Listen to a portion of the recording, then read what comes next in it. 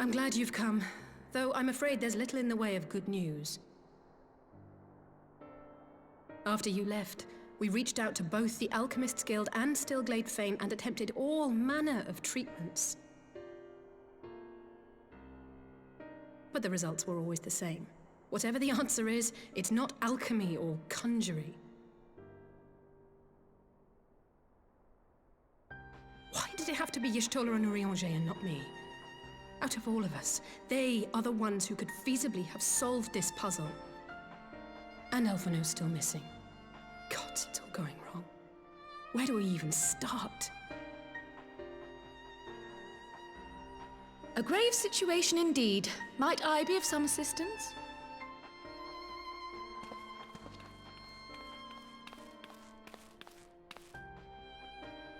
Cryle! I did not think you well enough to travel. When word reached me of the plight of our friends, I could not well stay away. As a fellow scion, not to mention your erstwhile mentor, this is one of those times you should feel free to call on me, regardless of my personal circumstances. Yes, I should have thought of that. Thank you for coming, Cryle. We would welcome your insight. And I should be happy to provide it. Now, what's this I hear about Alphino heading into Imperial territory? That boy always did have some funny ideas. Do you remember the speech he gave when he was accepted to the Studium?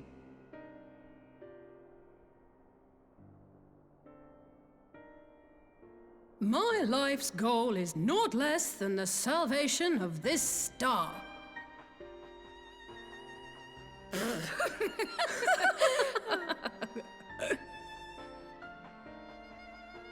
Well, that particular grand pronouncement has been a source of great embarrassment to him, as you know. But the fact of the matter is, he meant every word and has lived his life accordingly. Yes, he remains altruistic to a fault, but I'm worried he was too fixated on his goals to see the dangers, as has happened before. You needn't be so concerned. Though his values remain the same, Alphino is not the blinkered boy he once was. Slowly but surely his eyes have been opened, thanks to a certain someone. A certain someone whom he'd be mortified to learn had heard about his little speech. Mum's the word, eh?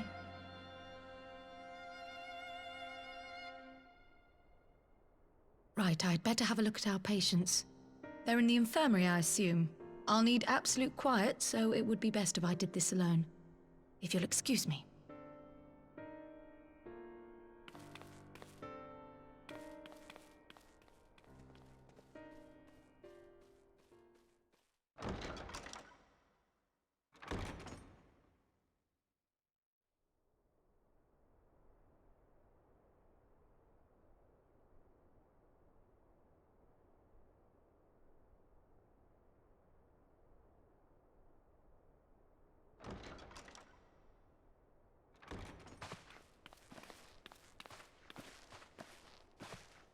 All three are in fine physical health. At a glance, I would say they were merely sound asleep. Except for the fact that I couldn't sense the slightest trace of them in their bodies. It's as if their souls have taken leave of their physical forms. Ah, yes. The Elder Seedseer made a similar observation. I've read the report. When you heard this mysterious voice, you described feeling as if you were somewhere else, yes? If we assume the ether which comprises your essence is being drawn to some other place, then it may be possible to follow the trail it leaves behind, just as we did in our search for Thancred. I wasn't around for that, but I can't imagine it was easy. Oh, it wasn't. But that's no reason not to try. I will have need of Master Matoya's crystal eye if I'm even to make the attempt. So I suggest we pay her a visit.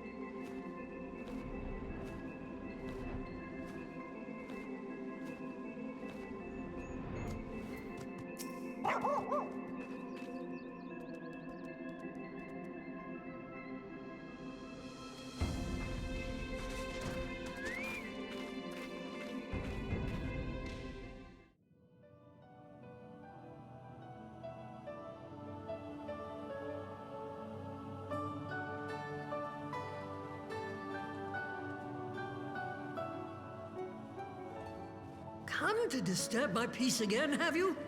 I hide myself away in a cave, and still you people insist on pestering me with your problems.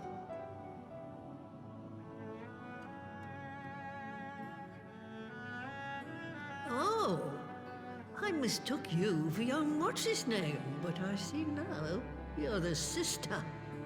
Weren't you supposed to be the lively one?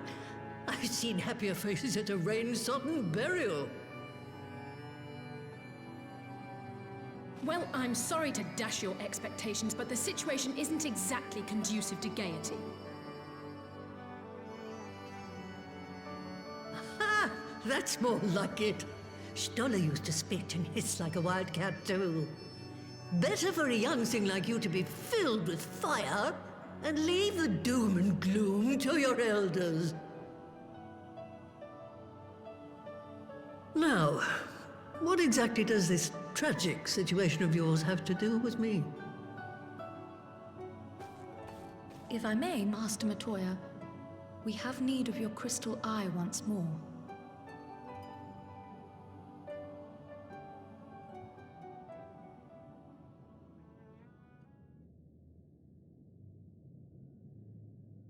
And Stoller is one of the afflicted, is she? Very well. She may be an ungrateful stray, but she's my ungrateful stray, and I'll not see her buried before I am.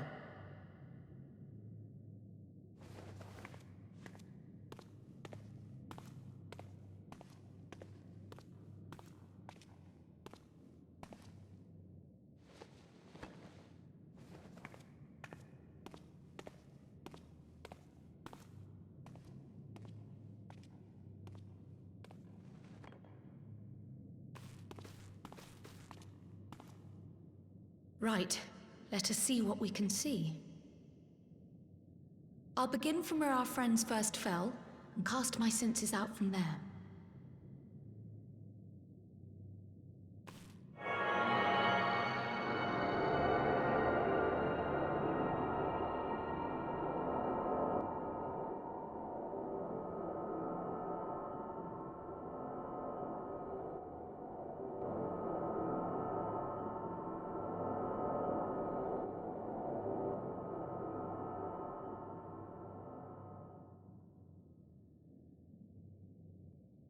What is it?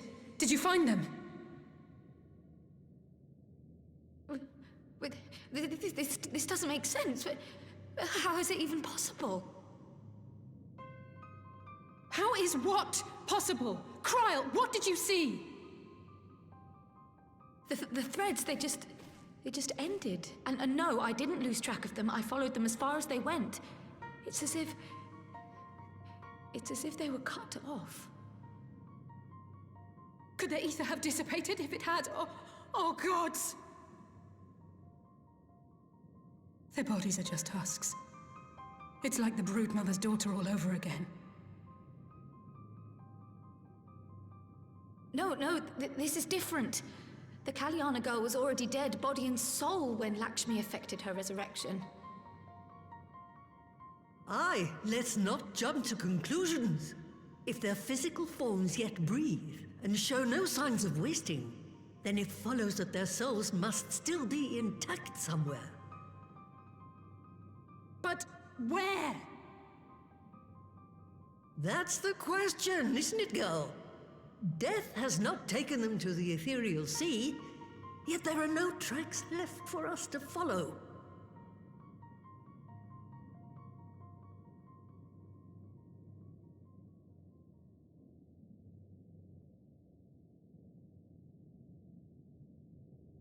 We're no closer to an answer than when we started. But knowing their souls are still out there is progress of a sort. We just have to keep looking. Pray, excuse me a moment. Yes? I remember, but... What, to Alamigo? We're on our way. That was Lee's. Apparently, a group of Populares have defected to Alamigo, and Maxima, the envoy Alphino left with, is one of them. I'm sorry. I realize we've barely begun here, but... Go, child, go! You've made up your mind, and life's too short for dithering. I'll do some digging in the meantime and see if there isn't some other method we could use to continue the search. Let's be off then.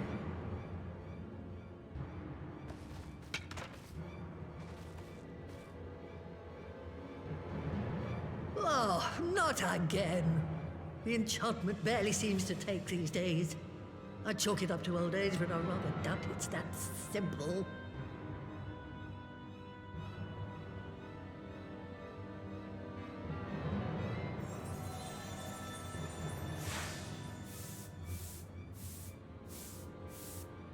Before they took ill, Y'shtola and Urianger were sharing notes on a thinning of the ether. It seems to be happening all over. Does it now? And here I was, all set to blame my woes on that creaking mountain of refuse clogging up the Thaliac. I fear something has gone awry. Still, there's naught to be gained from starting in shadows. You can only do what can be done, and that but one thing at a time.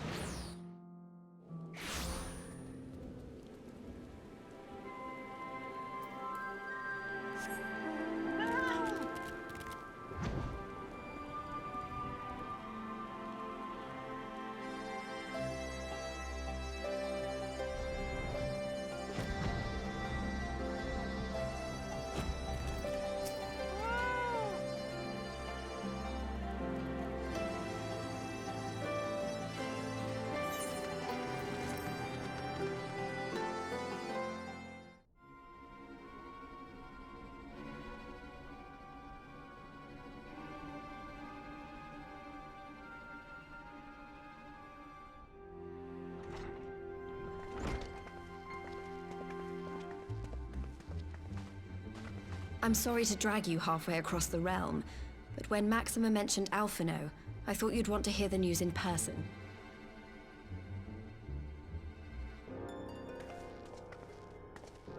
Ah, we meet again. Though I was hoping our reunion would be under more auspicious circumstances.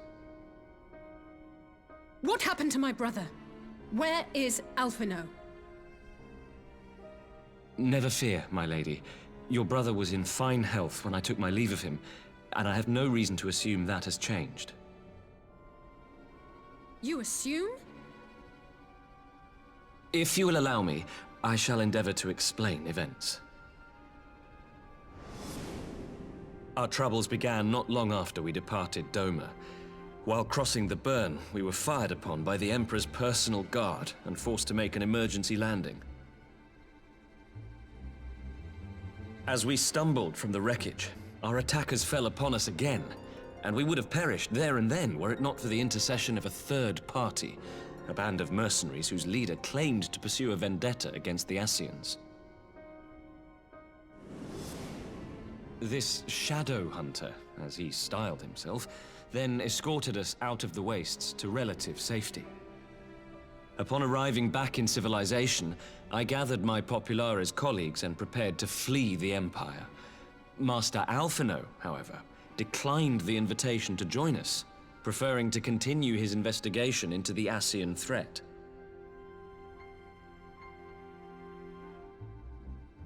Well, at least he's not lying in a heap in the burn. Tell us more about these Ascian hunters. Who are they? And is Alphino still with them? He is. As to who they are, I'm afraid I have nothing to tell you. Beyond the fact that they root out and destroy Ascians, they were unwilling to divulge anything which might serve to identify them. They would not even reveal their next destination. But Master Alphino asked to accompany them all the same. Since parting company with your brother, we've been engaged in a game of cat and mouse with the Emperor's guard. We made our way through province after province, finding the army busy restoring order wherever we went, until we finally arrived here in Alamigo. I cannot thank Commander Aldin enough for giving us such an unexpectedly warm welcome. I'm not inclined to turn away refugees, no matter which land they call home. And if they can tell me how things lie in Garlemald, all the better.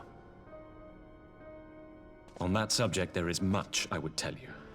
During the course of our journey, we heard tales that an entire rebel army had been slaughtered in the space of a single night. It would seem my former comrades grew tired of putting down uprisings in the conventional manner, and chose instead to bring a formidable new weapon to bear. Details were sparse, but the rumor alone was enough to dampen the flames of rebellion. I have also heard reports that several companies have withdrawn from their designated provinces and begun marching westward. It is my assessment that the Empire's forces are mobilizing for a large-scale military engagement. Westward? You mean they're getting ready to invade Alamigo? We knew this was coming, but not that it would be so soon. We've barely even begun to shore up our defenses.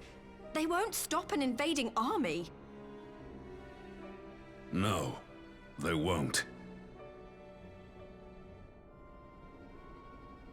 Dispatch messengers to the Alliance leadership requesting reinforcements, and send word to our officers in the field to hasten completion of those border fortifications. Prepare to meet the Imperials head on!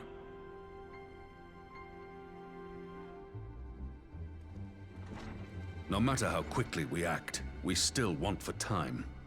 When the enemy comes into view, our best recourse will be to open negotiations with their commander, and see that the ensuing proceedings take as long as possible. Would you and Alize head to Doma and let Lord Hien know about this? I'm sure he'll want to hear about Alphino too. Consider it done. We'll send word when...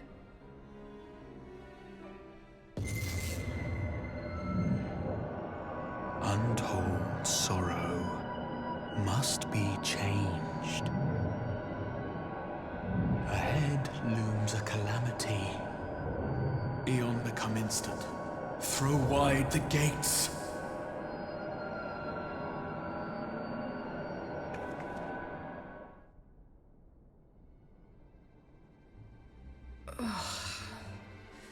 You heard it too. Well, at least we're both still standing. Oh, thank the gods. I thought we'd lost you for a moment there. Why does this keep happening? I wish I knew. Nothing we've tried has brought us any closer to an answer. We'll keep working on it. But first, we need to go and see Lord Hien.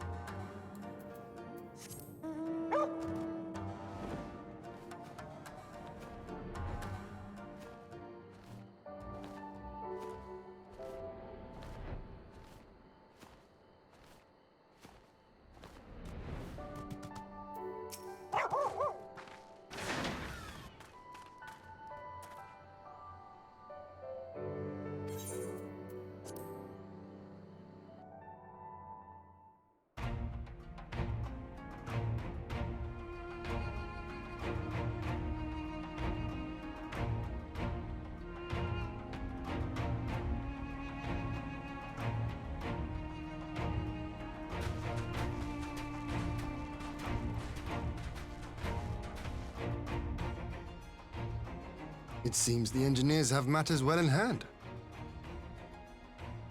Should the barrier work as we intend, Doma will be free to reinforce her allies in Alamigo without fear of weakening her own borders. Honored friends, the time has come to put your hard work to the test. Start the generator.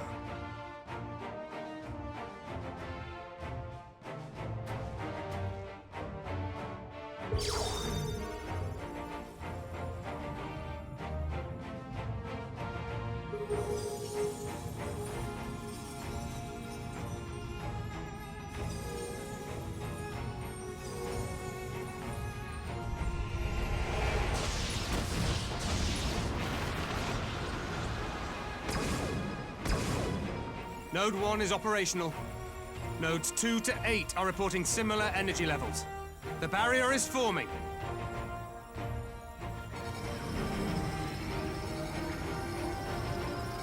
"1,000 yards, 2,000, 3,000. Expansion remains smooth. No fluctuations detected.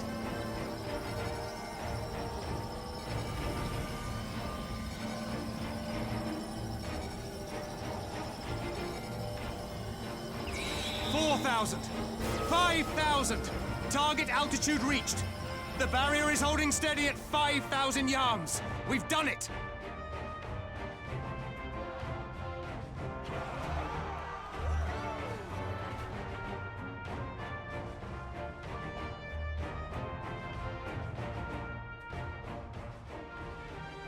Is that an Imperial airship?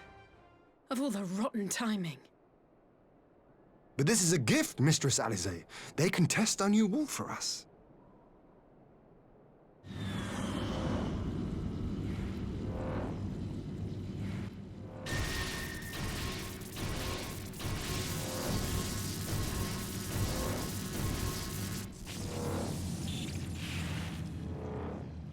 Seems solid enough, though I was hoping for a fireball.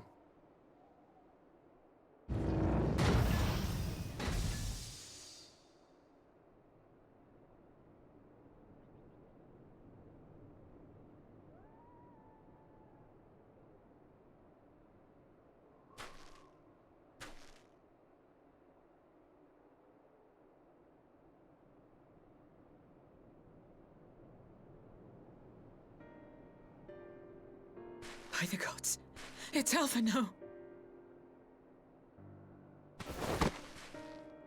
What are you? Let me go! He has my brother! Lower the barrier!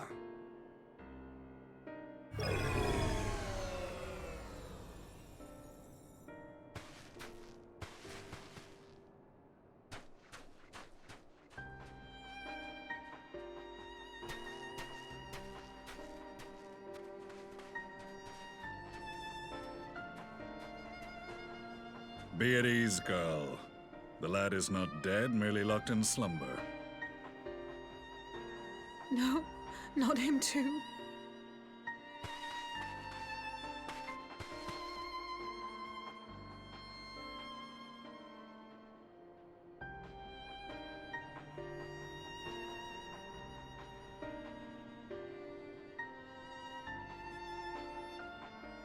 We could identify no cause and found no remedy.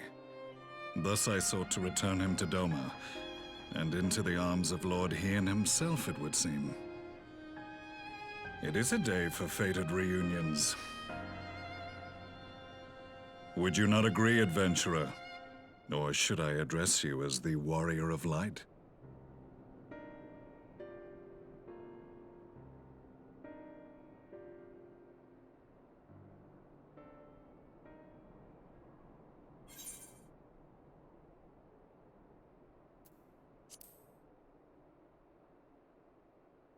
I, Gaius van Baelsar, the Black Wolf.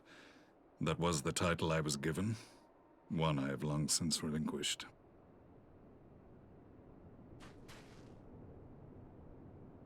Stand down. The legatus of the 14th Imperial Legion died in Castrum Meridianum. I am no more than Gaius Baelsar, a man without rank or allegiance. Impossible. There's no way you could have survived. Do you remember how it unfolded? How I was deceived by La Habrea? How I was convinced that reviving the Ultima weapon would allow me to bring peace to Eorzea? The Ascian used me, as he used so many others, all to further the restoration of his wretched god. Yet even with the might of Alec at my command, you bested me. And as the Praetorium went up in flames, I was content to burn along with it. For a moment, at least. A moment of folly. To surrender my life thus would have been to betray all who died for my cause. It was for them that I dragged myself free of the rubble, and swore vengeance on the Ascians.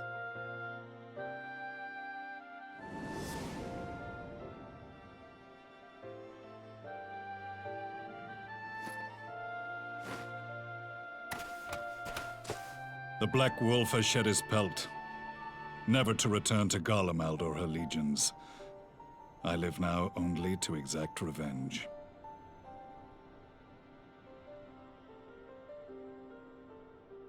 My principal quarry was to be La Habrea, whom I gather you have since ushered onto oblivion. But so many more remain.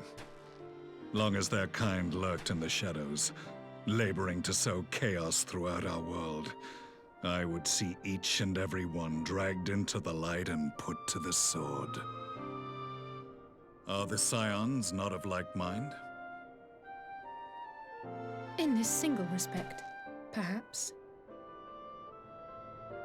Then I shall continue the partnership the boy began, and share what intelligence I have acquired. Among the Ascians, the Black-Masked Ilk are subordinate to those who wear red. This you already know. Yet among the Red there exists a hierarchy. Those set adrift with the shards clearly stand below those still joined to the source. Nabriales, who once dared to intrude upon the Rising Stones, belonged to the former group, and while he was indeed a dangerous foe, his powers were inconsequential next to the paragons of the Source.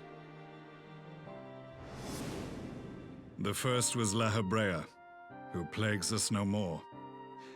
There is also the white-robed Elidibus, and the elusive Emmet Selk, about whom little is known. We have files on La Habrea and Elidibus, but I believe this Emmet Selk is new to us? As I assume my brother told you, we have evidence to suggest that an Ascian now walks in the body of the Crown Prince. Have you identified this interloper? Elidibus seems the most likely culprit. As emissary, it is his role to maintain the equilibrium between darkness and light. Your many deeds in Hydaelyn's name have upset the balance, and I believe he seeks to restore it by throwing his considerable power behind the Empire. As a leader of the Ascians, he is one of our primary targets. It was on the trail of this very prey that the boy and I came across the scene of a failed uprising. In the absence of a single Garlean casualty, we inspected the bodies of the rebels, and the lack of any external injury drew my immediate attention. They had been slain by Black Rose, an alchemical invention of the Imperial Army. When I yet served as legatus, I ordered its production halted, and all stockpiles destroyed. Toxic gas is not a tool of conquest, but of extermination. Toxic gas? This must be the new weapon Maxima warned us about. Something deadly enough to sweep away all resistance in a matter of hours. Gods. You don't think they're planning to use this in Alamigo, do you? Put your fears to rest. We infiltrated the production facility and destroyed all existing stores of the chemical along with the plant itself. Even should they rebuild the operation, they will not soon manufacture another batch. Regardless, I would draw your attention to a directive we discovered in the plant's records. The document was marked with a recent date and authorized with the signature of one Zeno Galvas.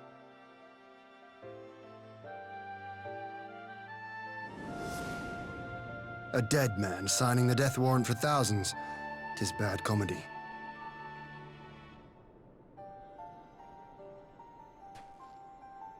But the tale does not end there. Within that same facility was a chamber filled with devices of elegant design. Cloning technology, we realized. And what should we find in each and every incubator? But a young Emperor Solus.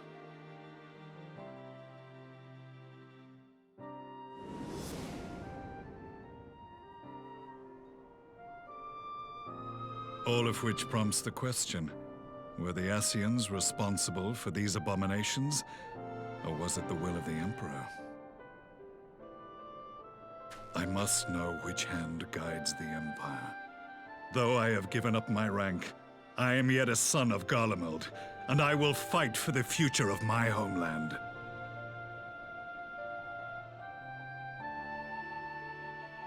It is time I return to the hunting of shadows. We should focus on our common foe. To reopen old quarrels now would serve no purpose. You saved my brother's life, so I'm willing to let sleeping dogs lie. But in truth, it's not my decision to make.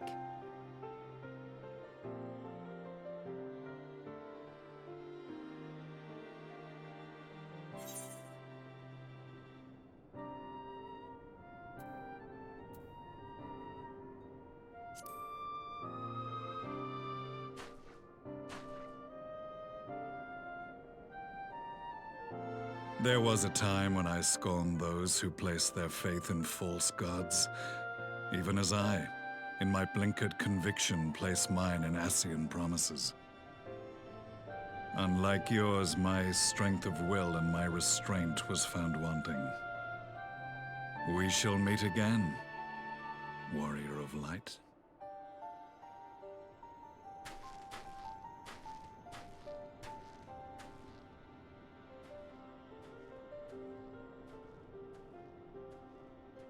So that was the infamous Black Wolf. An unexpected ally, to say the least.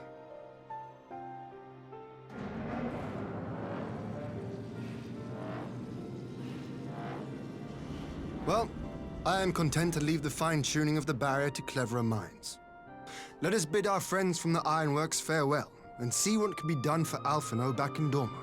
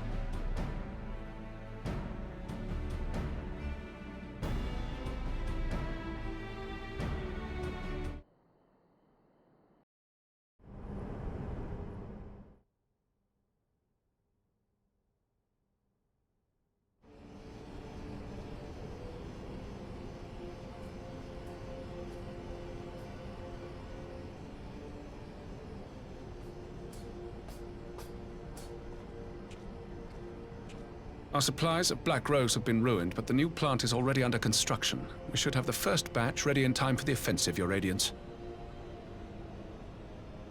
See that you do.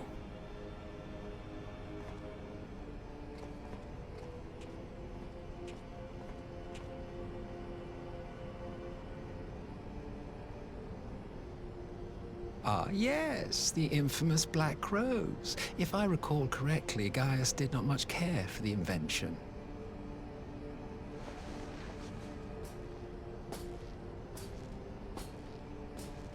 A ruthless and indiscriminate weapon indeed, this airborne poison. It seems you are capable of making decisions worthy of your bloodline. With no gift for sorcery, we Garleans must look to Magitech to even the odds. If it spares the needless deaths of our soldiers and serves the cause of this empire, there is no method I would not employ. How very noble of you. Truly, though, I must commend you for embracing your role as Emperor. You play the part of the determined ruler well. Sometimes even I catch myself believing.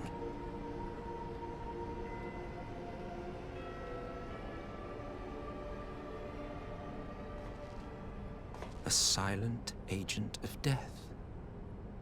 Now that I think on it, Black Rose may well possess the perfect aspect.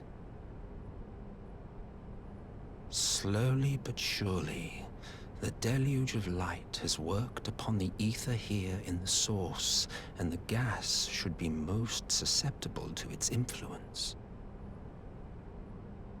Well, I shall leave you to your own devices. Go forth and bloody the land with your grand and glorious war.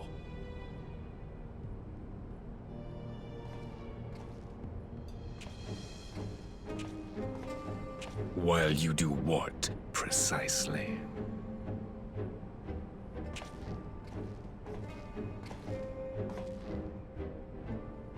Need you ask? I will be doing what all Ascians do. I am well aware that your kind exists only to usher in the next calamity. But you seem oblivious to the harm your singular agenda causes to the Empire.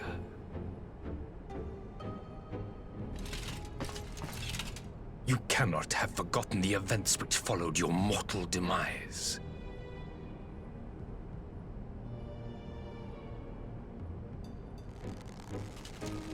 Our homeland was plunged into civil war for your failure to name a successor. The edifice you so carefully constructed was but a hair's breadth from collapse.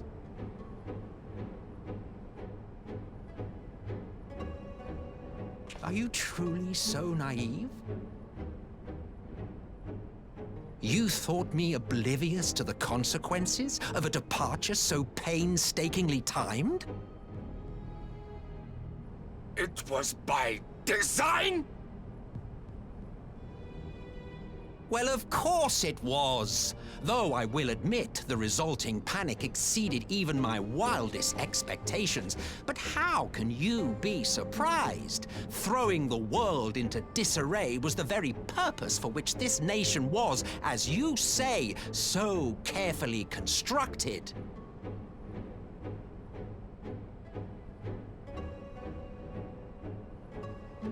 Now, if you have no further questions, I must be on my way.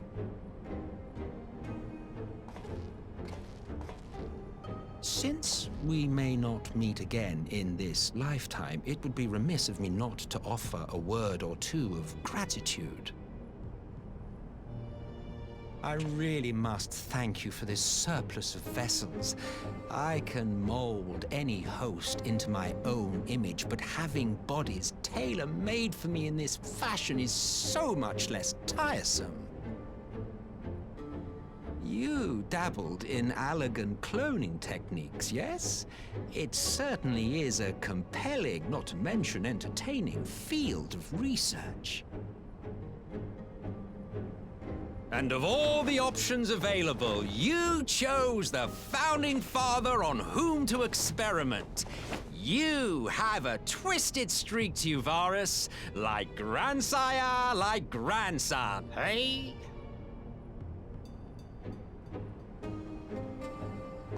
If events play out as planned, this will become something of a family enterprise. You will be the capstone of this world, I the anchor and shard, and together we will give the lie to this star's fraudulent existence.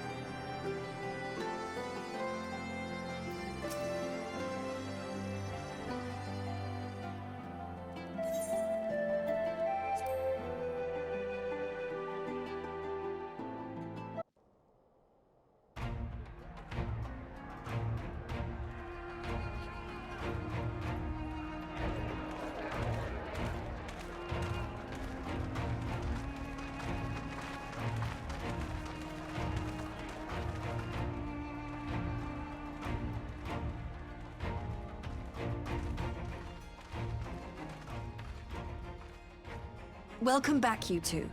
Greetings, Lord Hien. Glad you could join us. Glad to be here.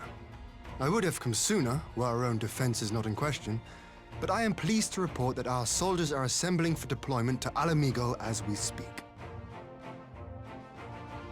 We're grateful for your support. Thanks to the efforts of our allies, it won't be long before we've established defensive positions on this front as well.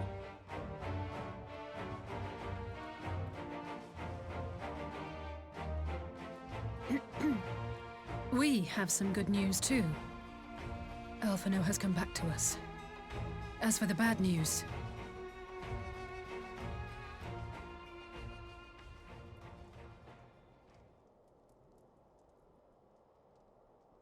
So, Alphino won't wake up, Gaius van Baelsar is alive and hunting Ascians, and the Empire is planning to poison us all with toxic gas. Does that sound about right? Ordinarily, any one of those things would have left me in shock.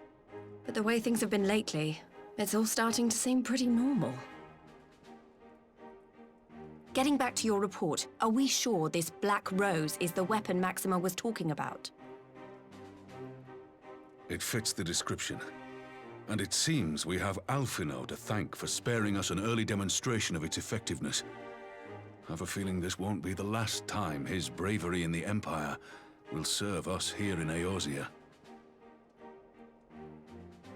The threat of an unknown weapon has had us all on edge. But now that we know what we're dealing with, we can take steps to defend against it. As for Gaius, I'm not sure what to think. Am I happy he's alive? Not in the slightest. Am I happy he's hunting Ascians? Aye, I'd have to say I am. Oh, speaking of Garleans you didn't expect to see, we have a tale of our own, as it happens. When we sent envoys to the Imperial Army to request talks, they returned with the message that Varys Zos Galvus would be attending.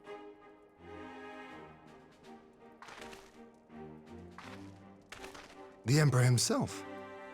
Well, Varys did sanction the Popularis peace mission. But knowing that an Ascian walks in his son's skin, I do not see how we can trust him or anyone from that nest of vipers. The Alliance would proceed with negotiations regardless, if only to give ourselves more time to prepare. We do, however, require your cooperation. Right. Yes. So, as a condition for the talks to go forward, the Empire has requested that a member of the Scions be present. There'll be a representative from each Alliance nation, of course, but I'm afraid we have to ask that you come along too.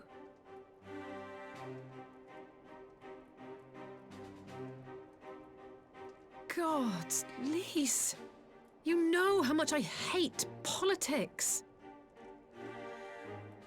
But then, what choice do I have? Alphino and the others aren't going to do it. Very well. I shall attend as the Scion's representative.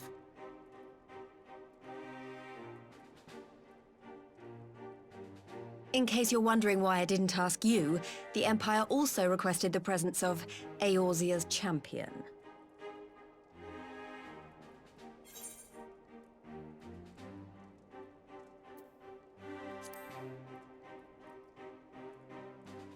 That's settled then. We don't know what Varys means to bring to the table, or why he wants you there, but having you close at hand will make all the difference. The meeting will take place on the border. Anticipating an early assault, we mean to position the bulk of our forces nearby. The Alliance leaders should already be on their way. Once you're ready, we can head out and join them.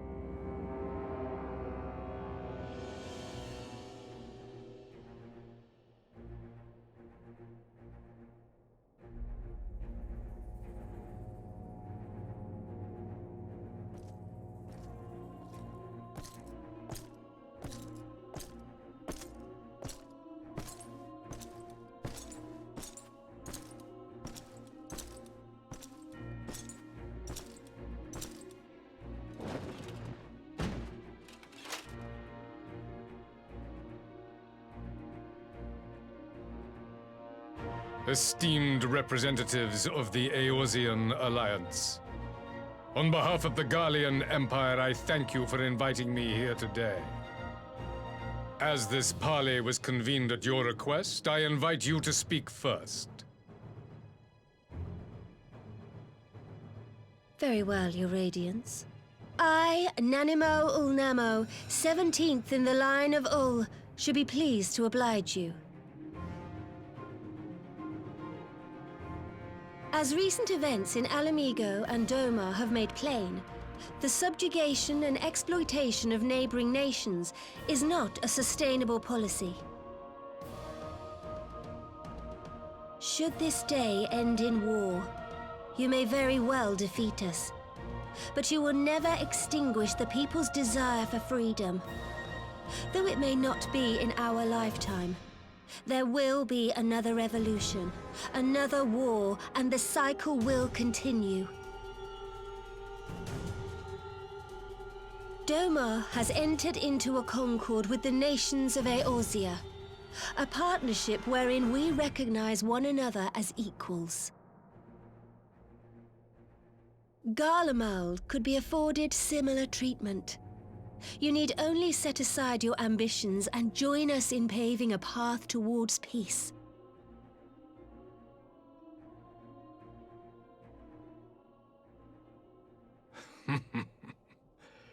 You will not win me over with sophistry, Your Grace.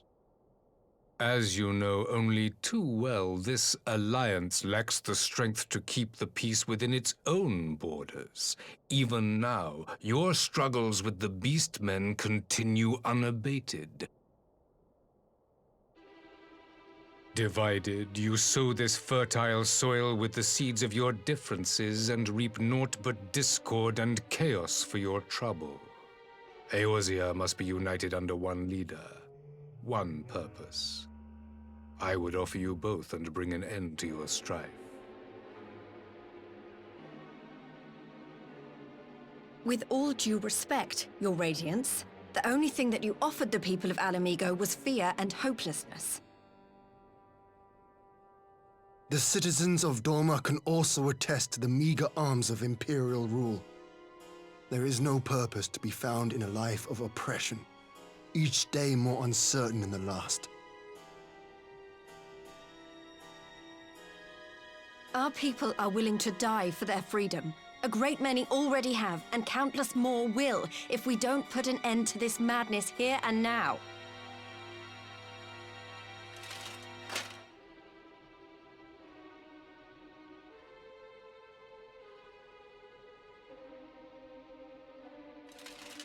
We brought order and stability to your lives.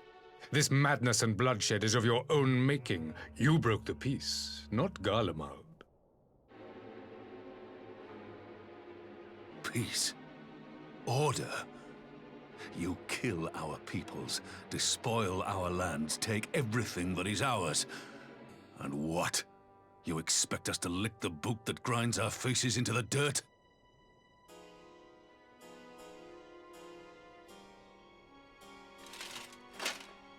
I expect you to weigh the costs. To recognize that countless lives have been lost on both sides in pursuit of a greater good, and to not squander all we have achieved in a fit of petulance.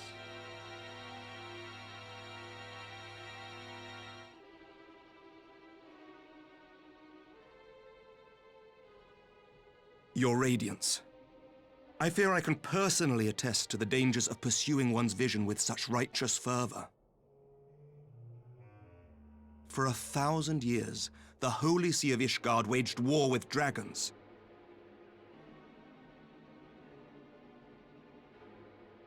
A 1,000 years of sacrifice, of sorrow and hate, in which we bathed in the blood of friend and foe alike.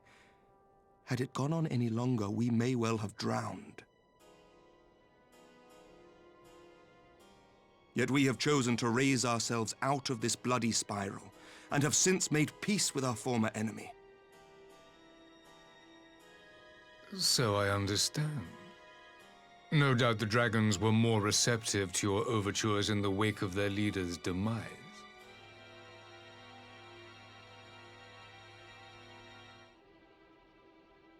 You speak of peace, yet use war to achieve it. Your father would not have bothered to obscure his intent with honeyed words. He understood that strength is all that matters in the end.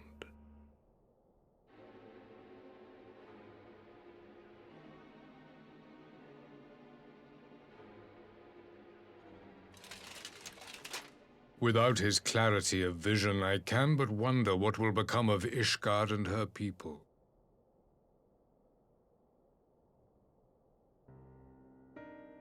There was a time when Garlemald, too, lacked a leader of conviction. Weak and unable to wield magic, we were at the mercy of the strong from whom we sought refuge in the bitter cold of the north.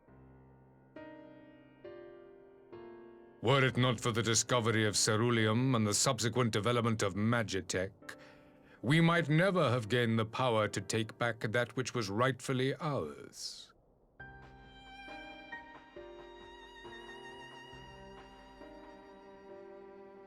You speak as if your people were the first to have been driven from their homes. Limsa Lominsa was built by wayward souls in search of a place to call their own. On the shores of Vilbrand we found it, and from those humble beginnings did we grow and flourish. And all without robbing our neighbors of their liberty.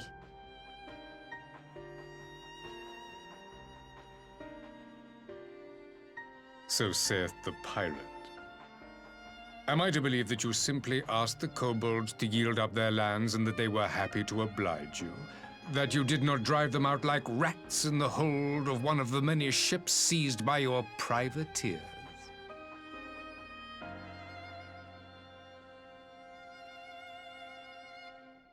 I will concede that after centuries of exile, reclamation may be mistaken for invasion.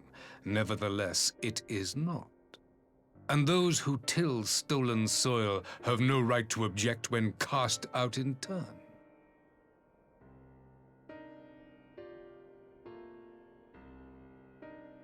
Your uncompromising nature rivals that of the Ixal. They too lament circumstances which they themselves perpetuate.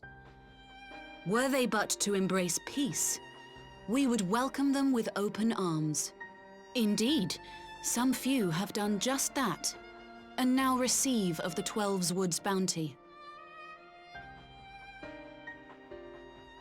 Would that your people might learn from their example.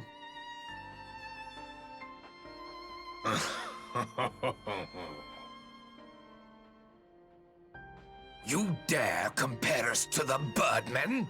You who thought to invoke the 12 and threaten all of creation?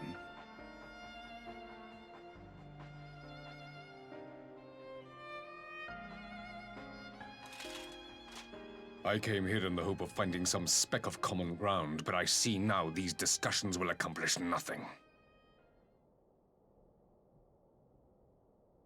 Despite what you people may believe, I am not wont to choose the sword over the olive branch. 'Tis but a pity men are loath to accept one without first being shown the other.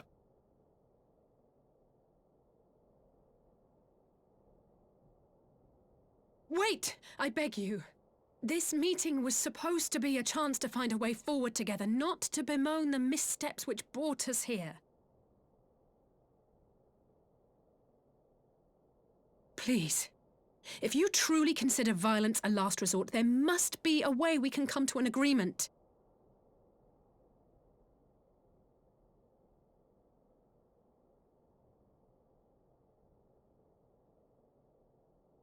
As Mistress Alize says, we did not come here to bicker over the past, but to discuss how we might strive towards a brighter future.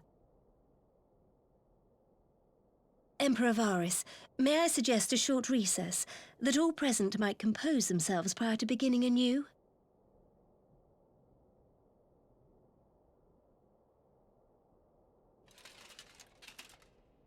Very well. I pray this intermission will suffice to move these talks in a more constructive direction.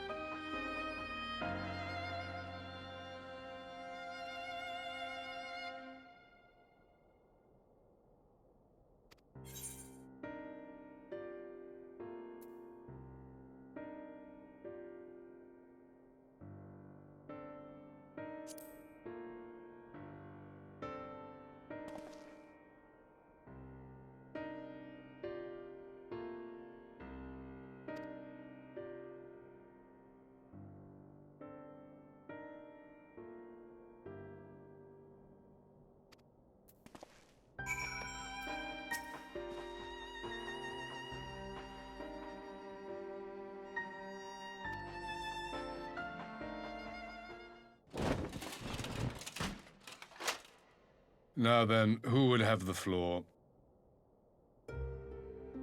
Before we resume, I wish to offer you an apology. After you graciously accepted our invitation to discuss an armistice, we have done naught but rebuke you at every opportunity. I believe I speak for all of us when I say we are deeply sorry for our discourtesy.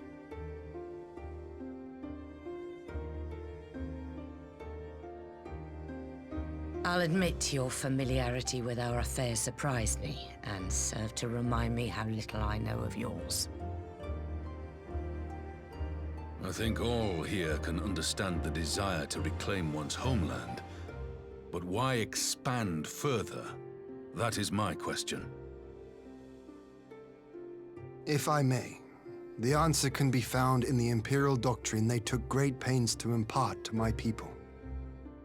Recognizing the threat Icons pose to the world, Solus Zos Galvus decreed that they were to be eradicated. To this end, he began a campaign to unite all lands under the Garlean banner. Or so we were taught.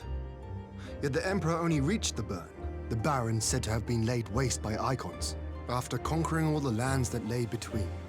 What is more, I am quite certain the practice of summoning was not nearly so widespread in the days before the Empire's founding.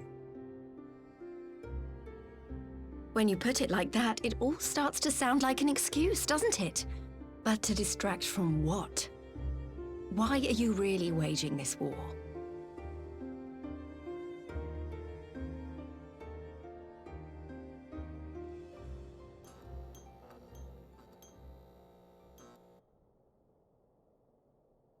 Finally, you ask the right question.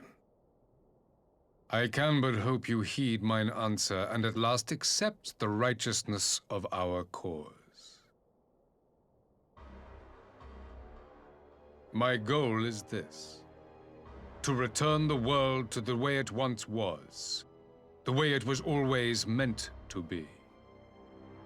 In doing so, mankind will be made whole once more.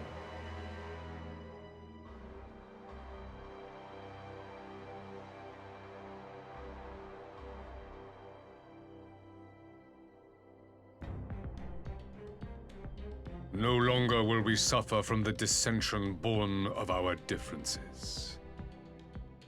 There will be but one race, a perfect race, as we were when time began. What in Rhalgr's name are you talking about? I am talking about the origins of the star, of the source and its 13 reflections.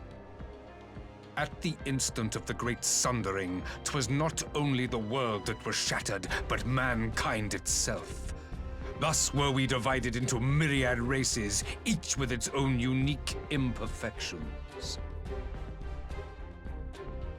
That is why man looks upon his neighbor and feels fear and hatred, why he wages war, why he kills his brother.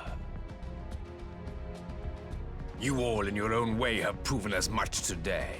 The peace you seek is but a fleeting solution to a fundamental problem. One which calls for more drastic measures.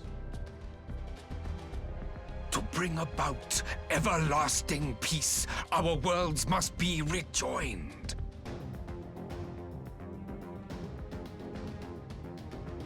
That is the goal the Empire would see realized. The glorious future unto which we shall one day shepherd mankind.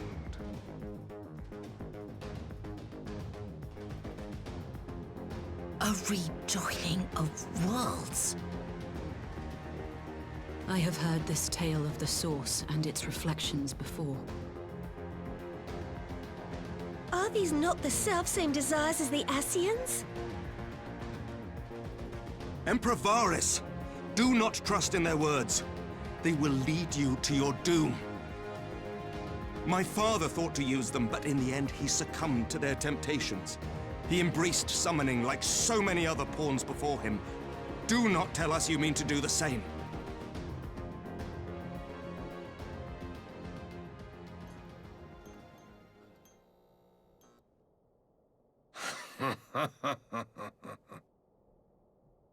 To be a pawn, free from the burden of choice, would be a blessing.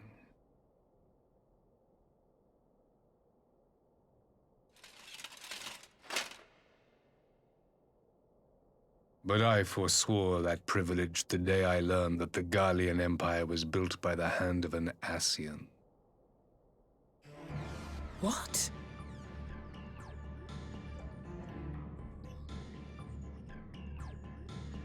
Yes.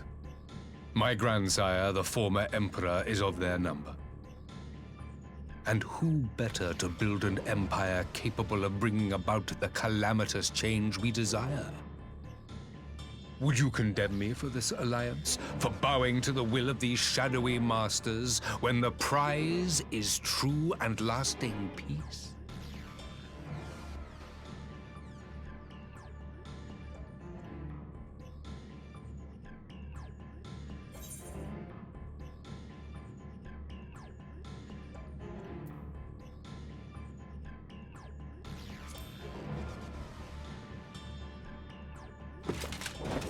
I come not to conquer, but to liberate. To free man from the prison of divergence. Imagine a world united. One perfect race beneath a single standard. An army before whose might these servants of darkness and light would fly as leaves in a storm, never again to meddle in man's affairs. We would be the masters of our own fate. I bid you join me, not as subjects of Garlemald, but of a new nation. And together we shall win freedom for ourselves and generations yet unborn. You want to trigger another half-dozen calamities? You can't be serious!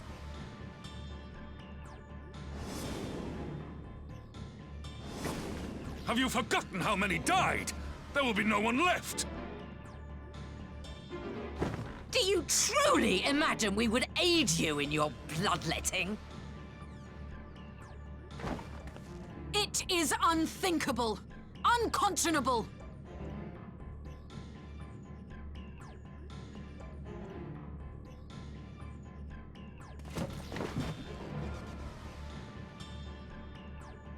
And what is the alternative?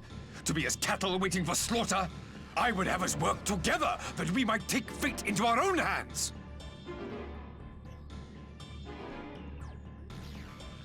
Into your hands, perhaps.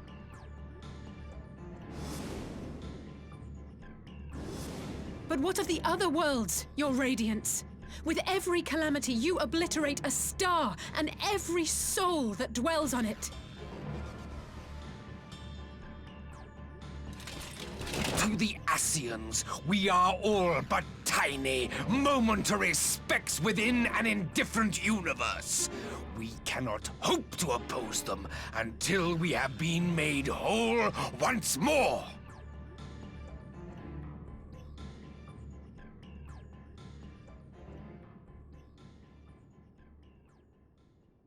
Are these truly the words of Garlemald's ruler? The flaws and foibles which you so abhor are what make us who we are. Every nation, even yours, Emperor Varys, is made whole through the combination of these imperfections, the strengths of one compensating for the weaknesses of another. While it is true that man succumbs all too often to anger and avarice, he may yet overcome his baser instincts through the forming of bonds with others, fostering community and cooperation. That the protector of an empire should not only reject these fundamental truths, but seek to change them at so dear a cost to life is indefensible. Such a man is not fit to govern.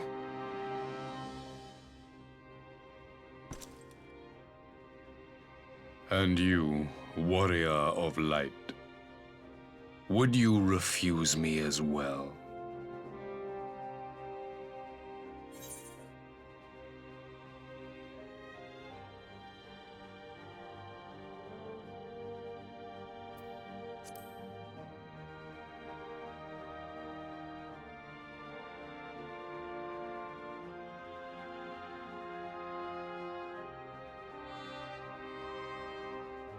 It would seem the Alliance is of one mind on this matter.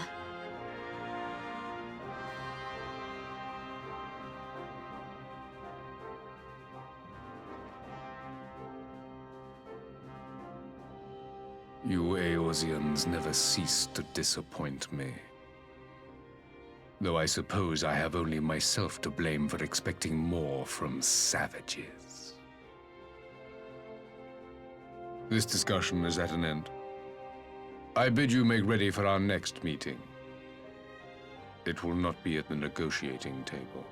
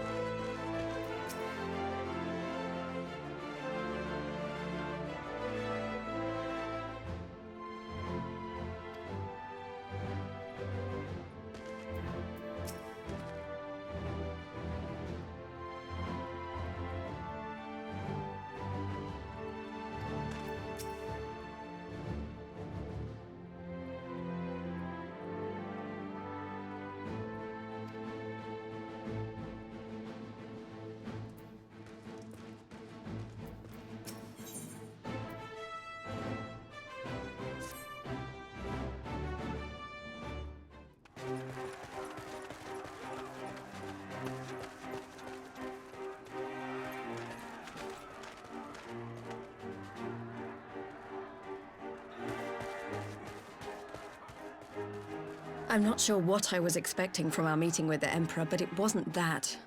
Still, at least we know now what he's really after.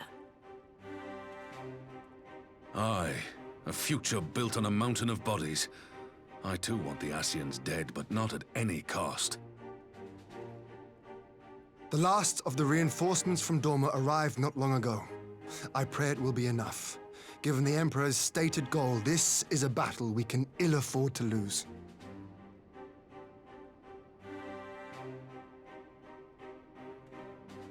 If the Gallians come in force, we may not have much say in the matter, even with our combined strength. We knew from the first that the odds would be against us.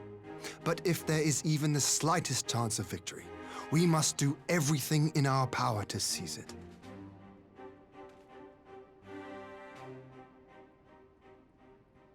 We must seize it, full stop. Here!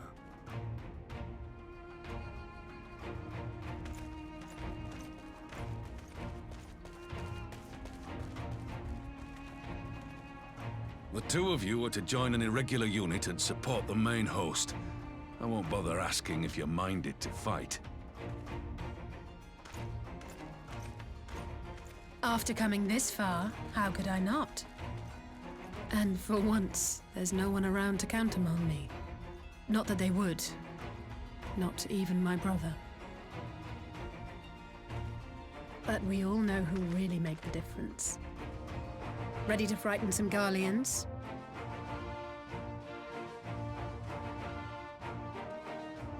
I wouldn't want to be on their side.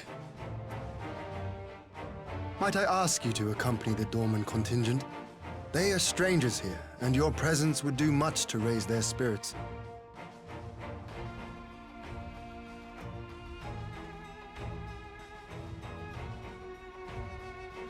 We would be honored. When our people stride out with you in their midst, I dare say the Eorzeans will feel an ilm taller themselves. High spirits have a way of spreading. What I wouldn't give to join you. But my duties as field commander will not allow it.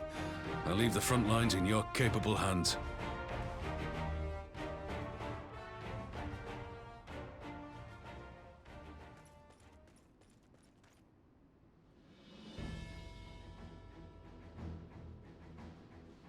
Comrades, ready your arms. The hour of battle has come. May the crystal guide us to victory!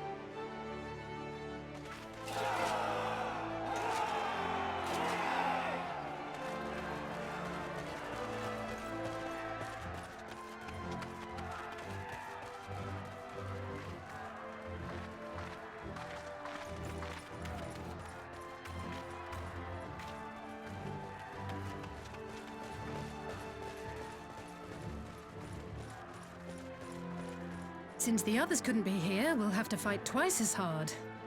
If Alphinaud wakes to find the Imperials have won, I shall never hear the end of it. It's strange. I thought I would be terrified when the fighting started. I should be terrified. But with you at our side, I can't help feeling everything is going to be all right. So please, don't you dare leave me alone.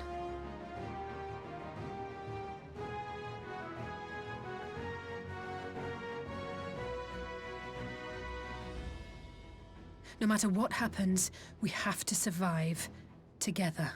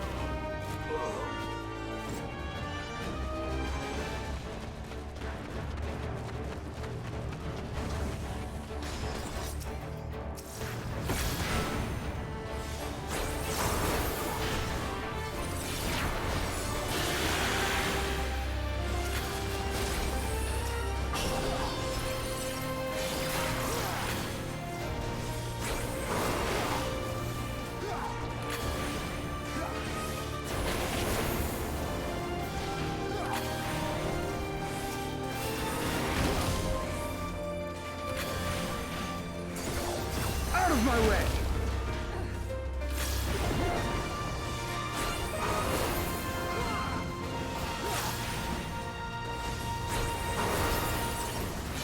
Come no closer!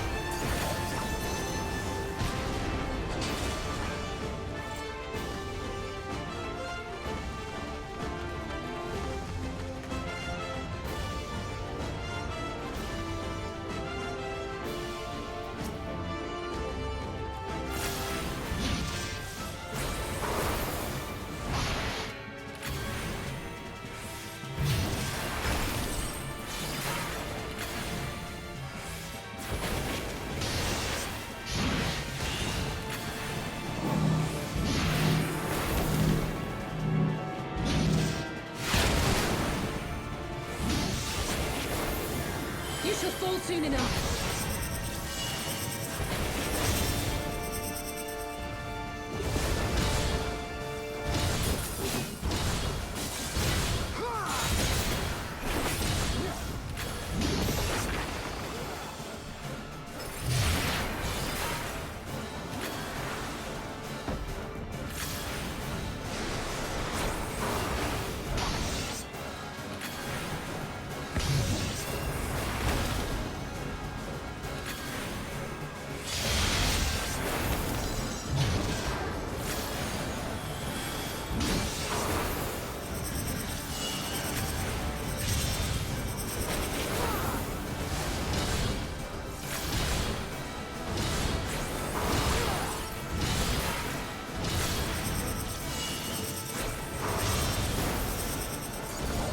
Out of my way!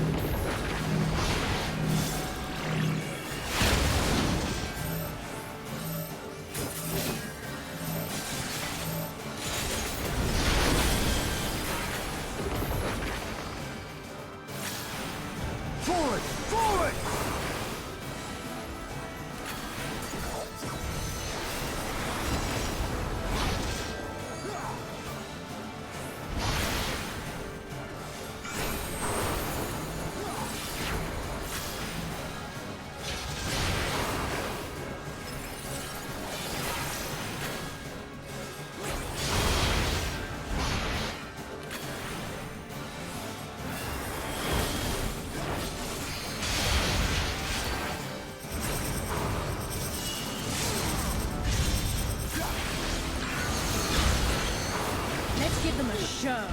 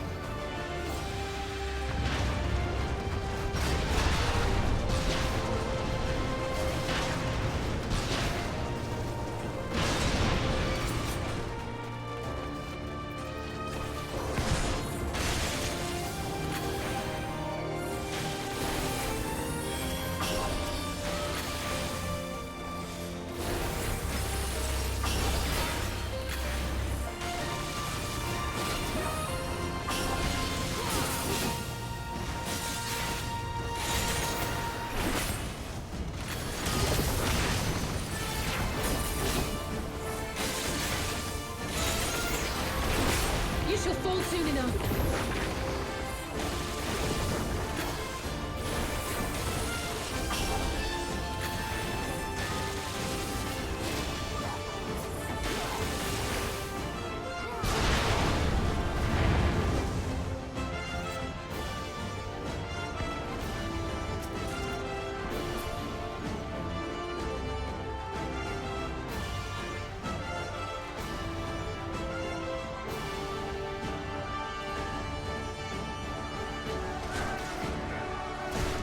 I shan't hold back!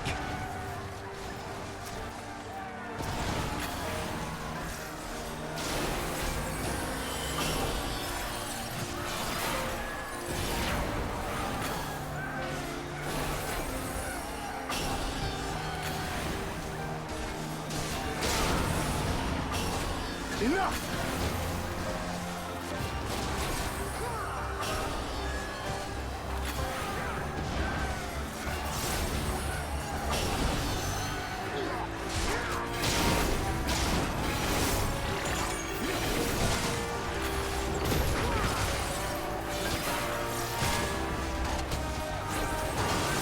You shall fall soon enough.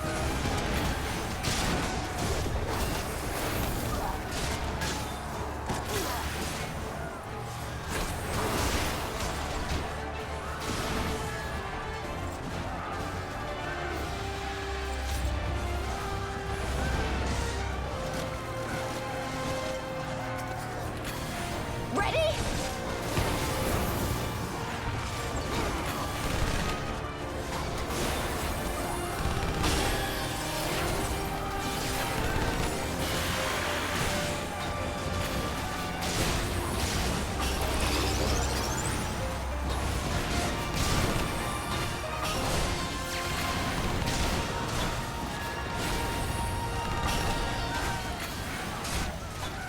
You shall fall soon enough.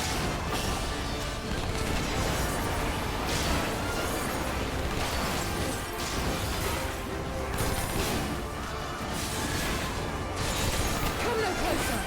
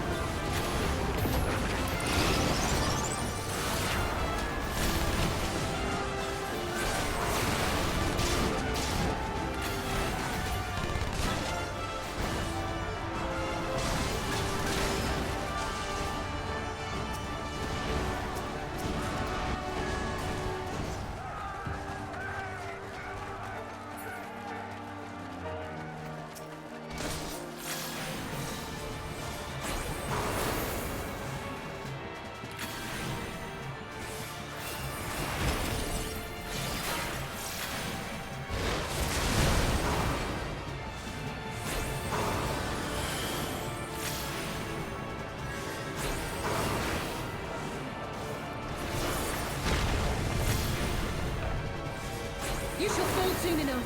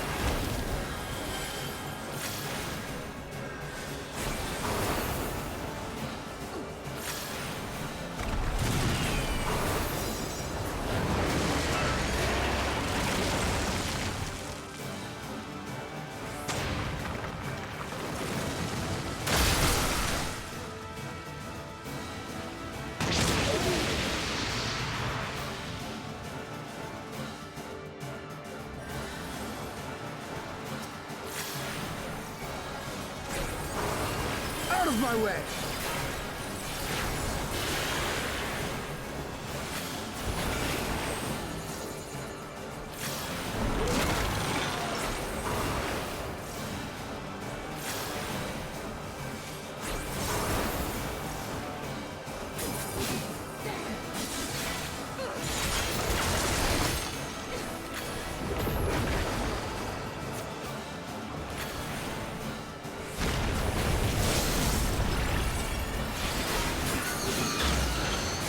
Let's give them a show.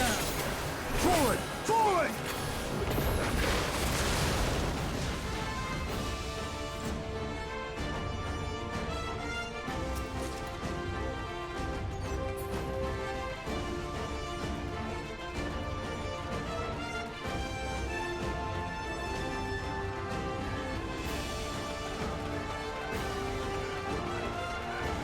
You underestimate me!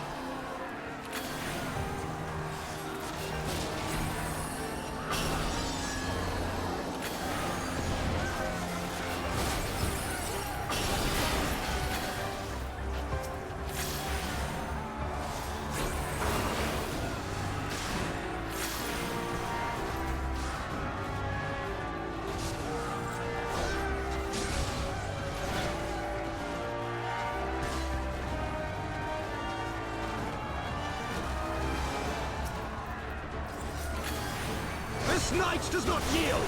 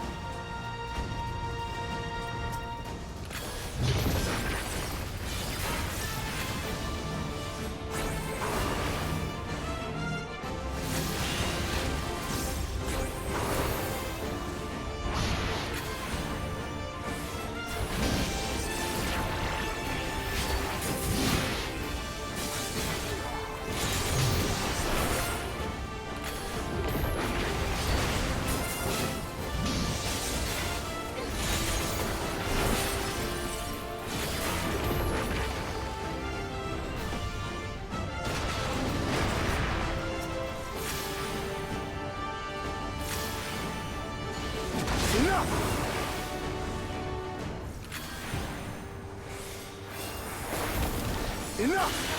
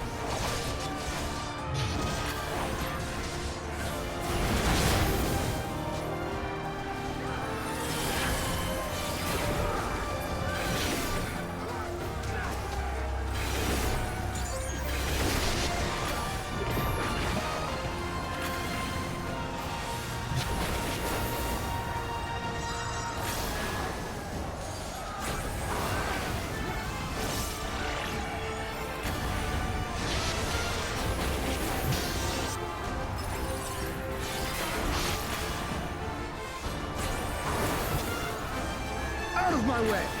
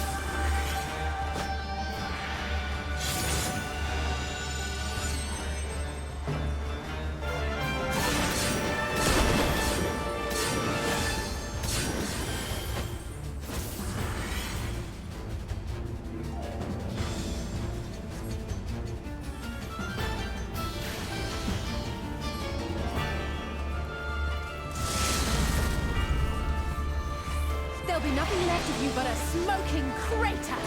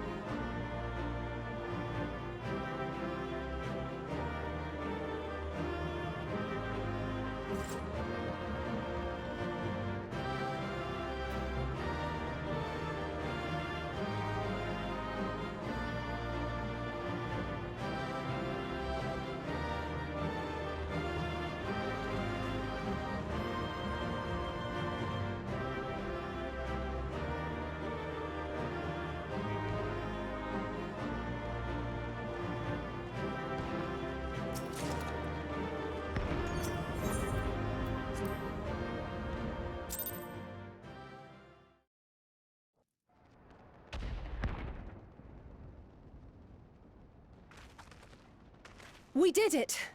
I dare say they'll be reeling from this. You were truly inspiring in battle, my friend. I'm determined not to be outdone, but there seems to be no one left to fight. A tactical withdrawal, perhaps? We should give chase. Finish them off while we have the chance. Imagine the other surprise when they wake to find the war already won.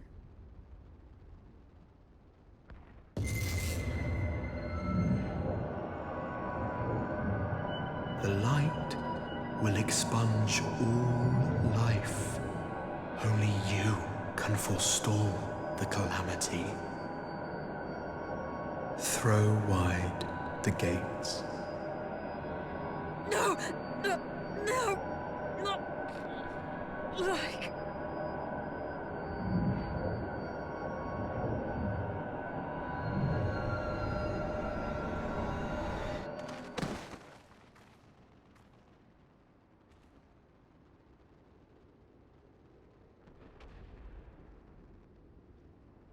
Oh no, don't tell me. Are you all right?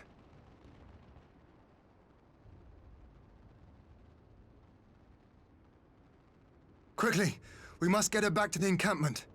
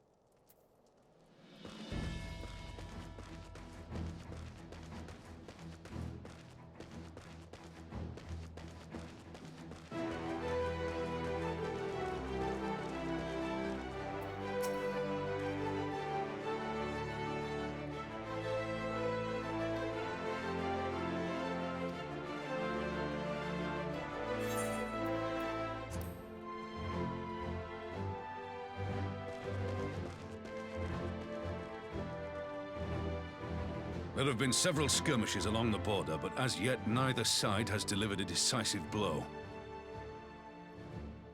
We had long assumed that the Garleans would overwhelm us in a straight fight, but we seem to be gaining ground, albeit slowly.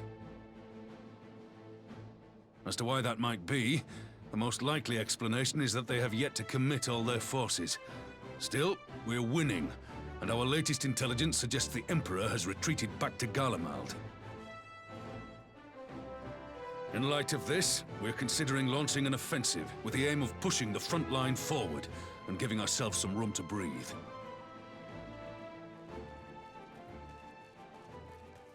Commander! The Imperials! They've broken through our defenses to the east! What? Our scouts say their forces are being led by Lord Xenos. Lord Hien and Commander Hext have taken their troops to provide support, but we don't know how long they can hold out. So, they've been biding their time, waiting for his arrival, have they? Very well. Send word to our allies, requesting reinforcements for the front line.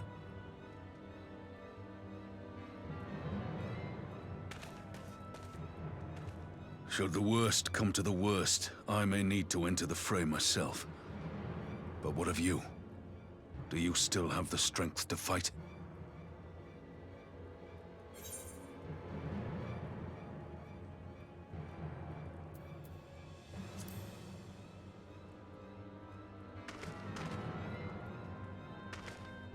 Much obliged. Given the choice, I'd take you over 100 soldiers.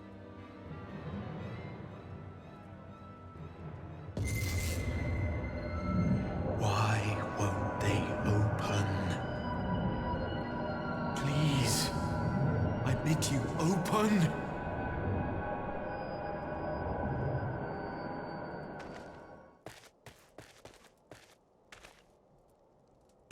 What's wrong? Is it the voice again? Are you sure you're in a fit state to do this?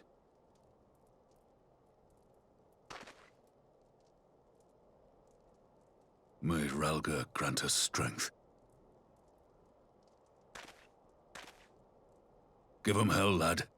I, for my part, will defend this place to my dying breath.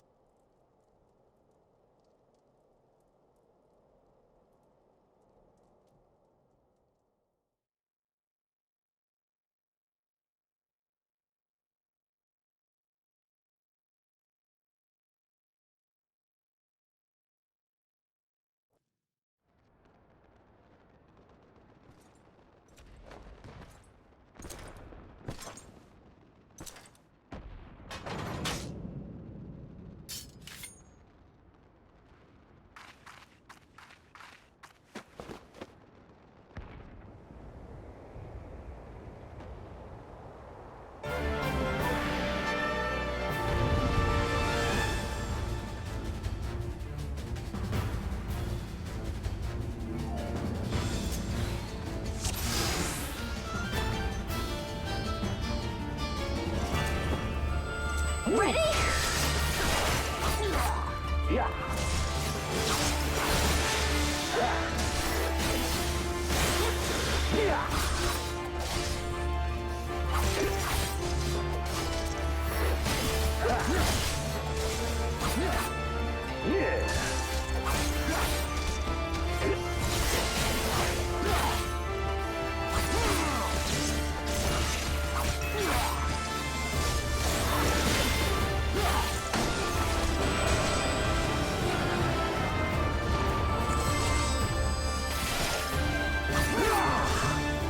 This one's for you, Ada.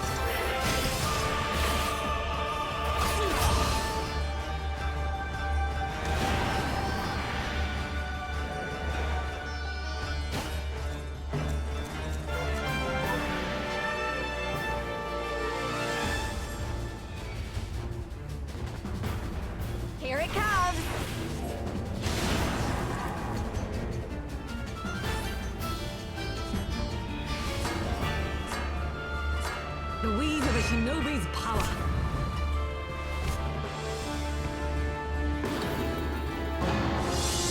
The art of my forebears.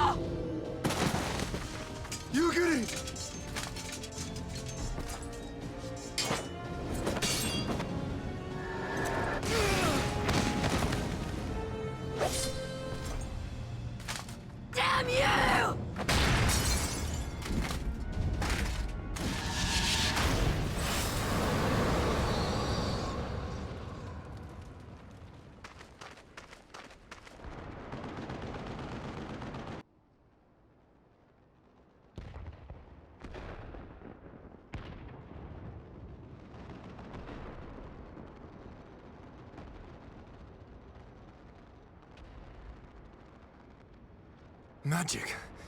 With a Garlean body? That's hardly fair.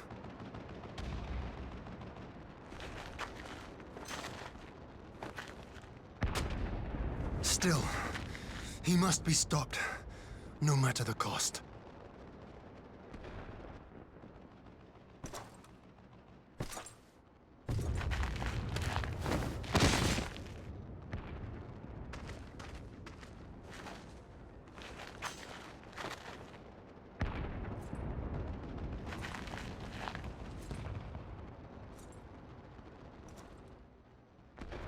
Ah, bringer of light. It has been too long.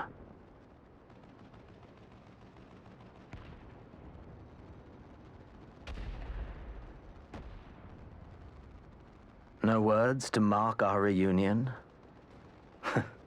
So be it. Equilibrium must be restored. And only your death will redress the balance.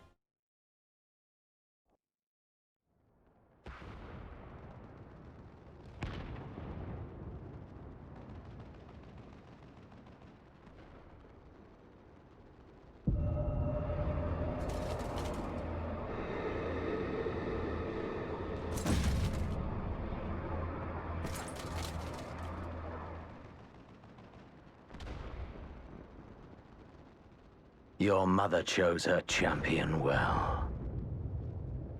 Yet, for all your strength, you will still fail.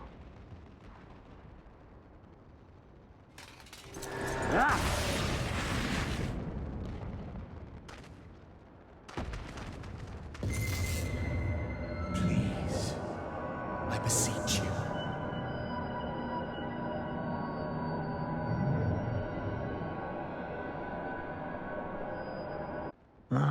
Someone calls to you.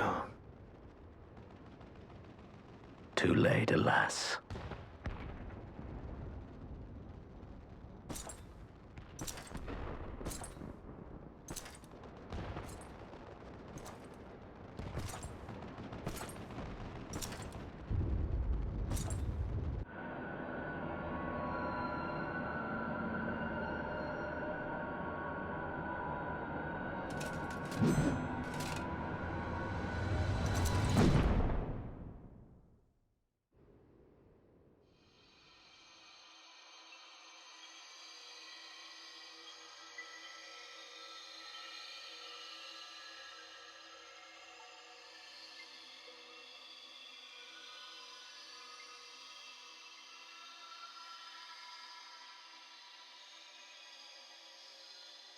At last, I found you.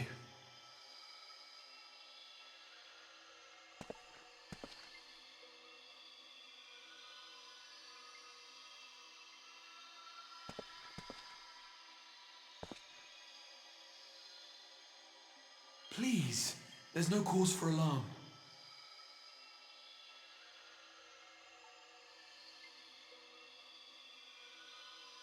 Though, I confess, this is not where I had intended to meet.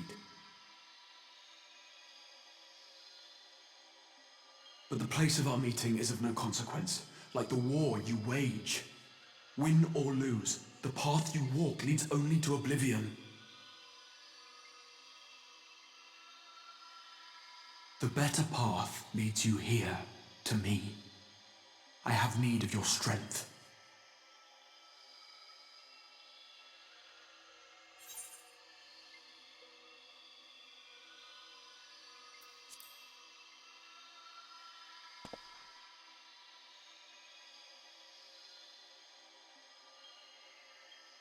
The battle is over, the danger past, but your work is not yet done.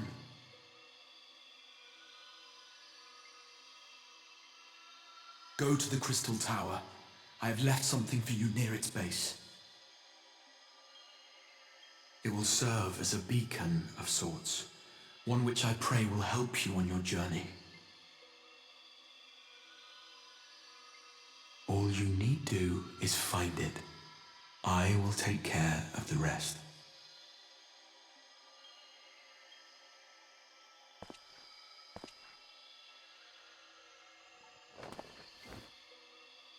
Soon, we will throw wide the gates. And the path to the first will be yours to walk at last.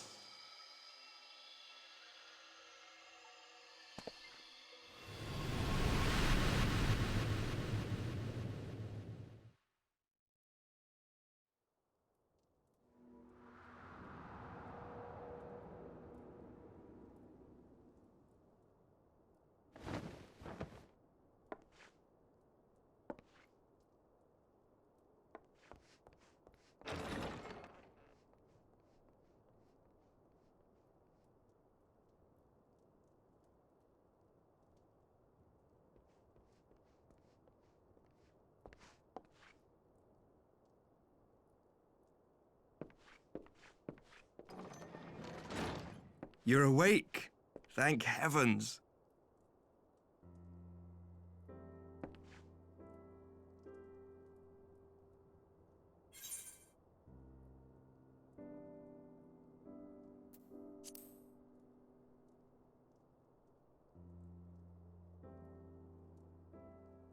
I see you recall that much, at least. In the midst of your duel, it is said you faltered, and that the Crown Prince seized the opportunity to deliver a mortal blow. Yet before his blade could find its mark, he was distracted by the arrival of a second adversary who bore you away from the battlefield and into the hands of our chirurgeons.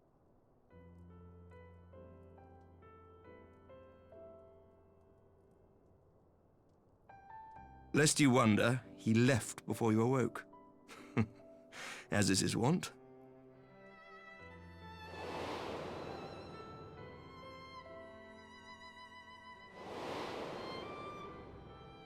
Estinian never was one for emotional farewells.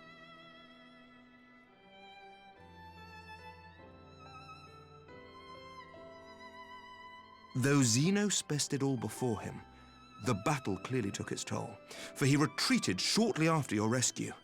Seeing this, the remaining Imperial forces decided discretion was the better part of valor and pulled back, allowing us to re-establish our position. We have since received word of renewed unrest in the provinces, doubtless inspired by the efforts of the Eorzean Alliance and our Far Eastern allies. Nor does the good news end there. We have also come into possession of intelligence suggesting unrest within the Imperial Court. This would certainly explain why both the Emperor and Lord Xenos appear to have abandoned the fight. A long-awaited ray of hope in these dark times.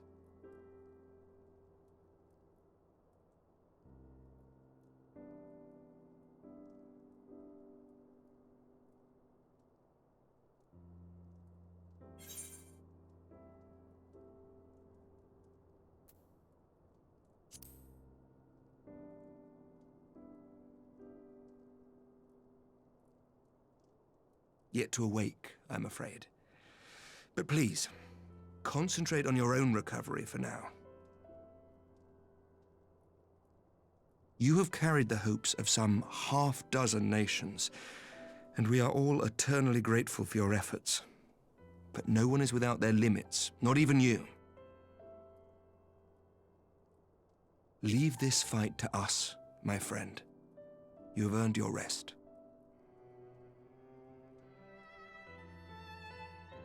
But before I forget,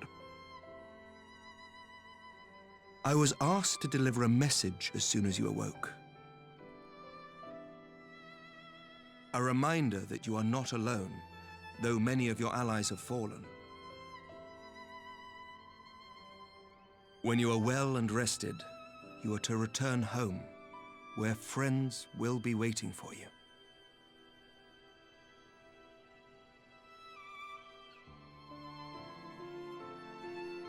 Now, if you will excuse me, I must return to the front. May we meet again soon, under happier circumstances.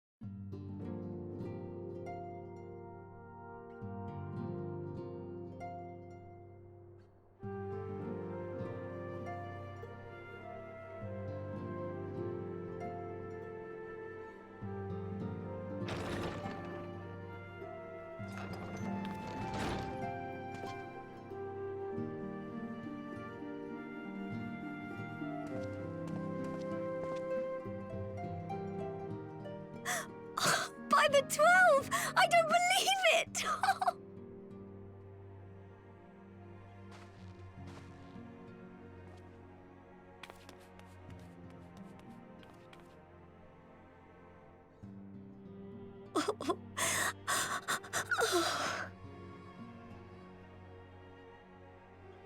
I rushed back as soon as I could.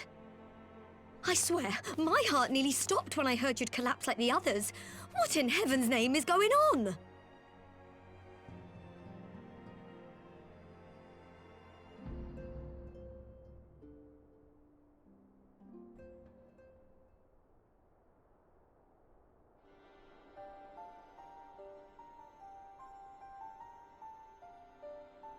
Win or lose, the path you walk leads only to oblivion.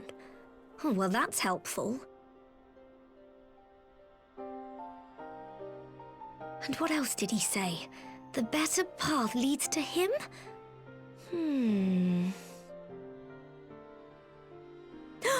If his is the voice you've all been hearing, perhaps the others are with him!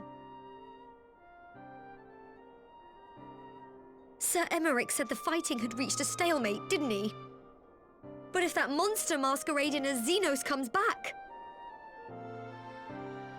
Thancred, Y'shtola, Urianger, Alphino, Alize. You're going to need all of them on your side to defeat him. And I forbid you from going to face him on your own, do you hear me?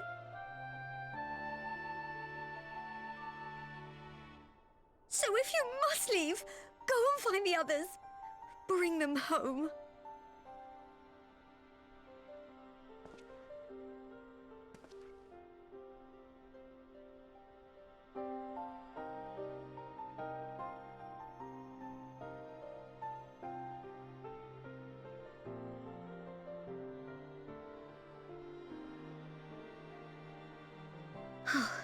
As for where to start, you said the stranger had left a beacon for you at the Crystal Tower, right?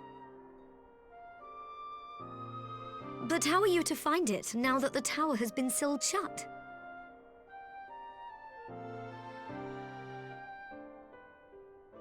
There has to be a way. If anyone would know, it's Sid and the researchers of St. Coinac's find. Don't you worry, we'll find that beacon for you.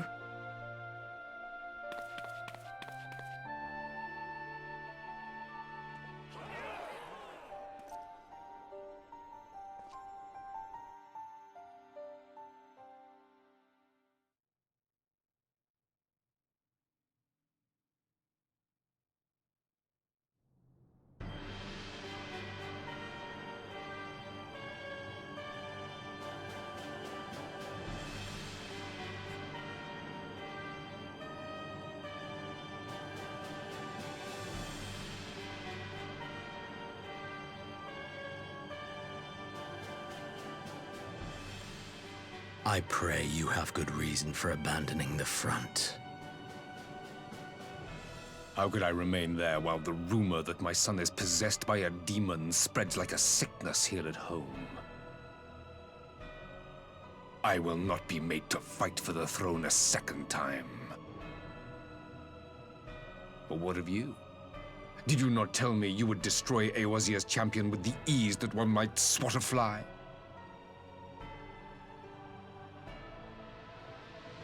A minor setback. He will not escape me again. Where is your grandsire? I would have words with him. How should I know? Do you hide from each other's sight as well? I imagine he's doing what all Ascians do. He must have found a way to take advantage of this turmoil. Men are not pawns to be played with, Ascian. You underestimate us at your peril. This war will not be decided by you and yours. Man must choose his own fate, and I, for my part, will do all within my power to see Garlemald emerge victorious.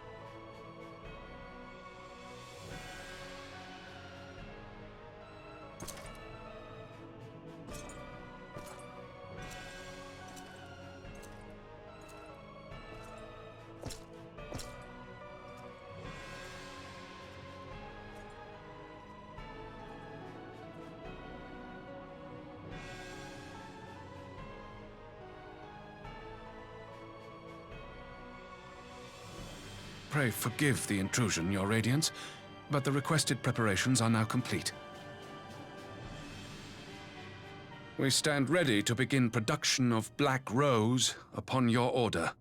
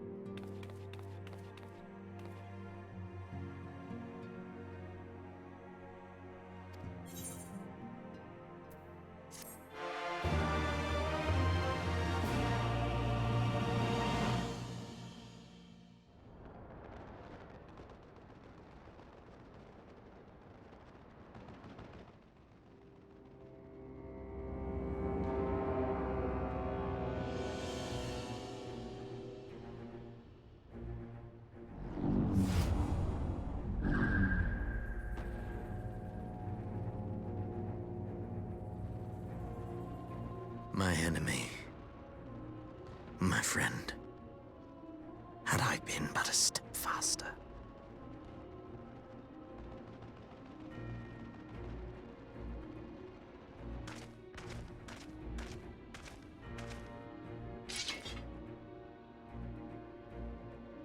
Bloody savages!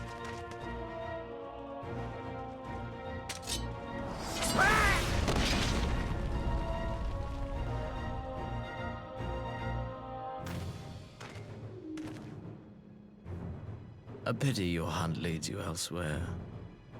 Not that I am surprised. May you find joy in it. Grow stronger, more savage, and savor every triumph.